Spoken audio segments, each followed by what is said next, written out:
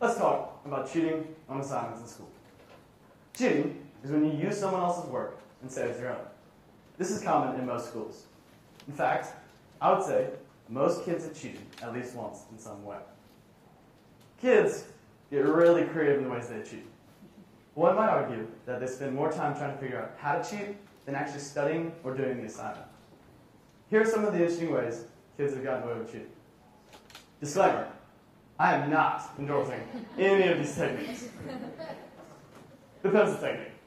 One time, this friend I know asked a classmate who has already taken a 6-question quiz a period before what the multiple choice answers were. He then wrote them down on his pencil. During the test, he did not only use his pencil to mark the answers, but to cheat as well. Gum wrapper technique. First, you buy gum, and then, hold on one second, unwrap it. Yeah. And write either the notes or answers on the wrappers inside, and wrap it all back up as if it were new. Then, on the test day, put it on the corner of your desk, and I suggest to slightly crumble it to make it look like trash. And then when the teacher's not looking, you can look at the wrappers inside. The water bottle technique. What you do for this one is you have to have permission to have a water bottle in class. What you do is peel off the label and write either the answers or notes on the labels inside. And then every time the teacher's not looking, you can look at the water bottle. While this is creative and funny, this rarely happens, at least in my experience. The most common way that I have seen kids cheat is either with homework or various assignments. They do this because they think the work is either busy work or they are too busy to do the work. So they normally just share answers the day before it is due or the morning of.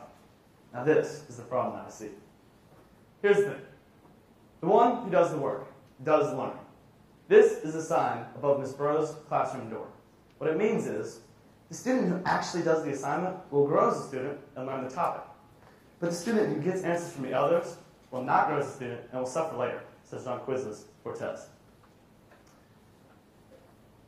Excuse me, technical difficulties.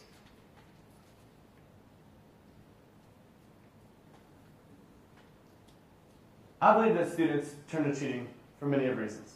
1, they forgot about the assignment and don't want to get a bad grade. So, free answers start to look really good. 2, they are comfortable with cheating simply because it's become a habit. 3, they don't see people get caught and neither do they get caught, so they are not discouraged from cheating. 4, the most important. Students lack a sense of personal responsibility to follow the rules.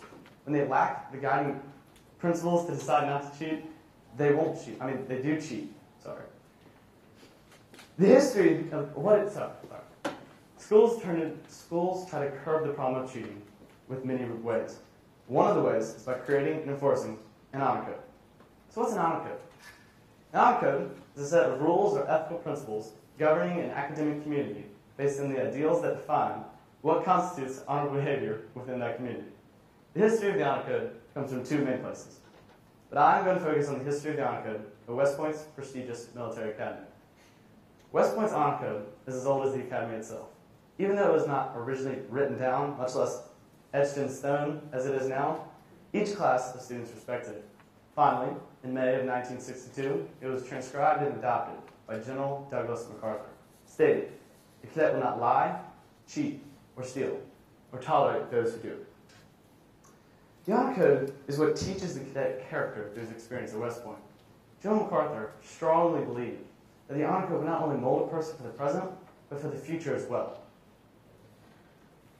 Now, West Point is not the only school that has an honor code. Many others do too, such as colleges, universities, and private schools. So what about public schools? Most public schools don't have an honor code. Most of them have a bunch of specific rules, but no overarching concept for preventing dishonorable deeds. Most schools have rules such as students may not wear bandanas to school, or sagging pants are not permitted. They're bad in a way that no student is going to remember every single rule. The benefit of having an honor code is that it is short and all-encompassing. I think an honor code needs to be in more schools, more public schools, because it expressly addresses the most important conduct of all, such as lying, cheating, and stealing.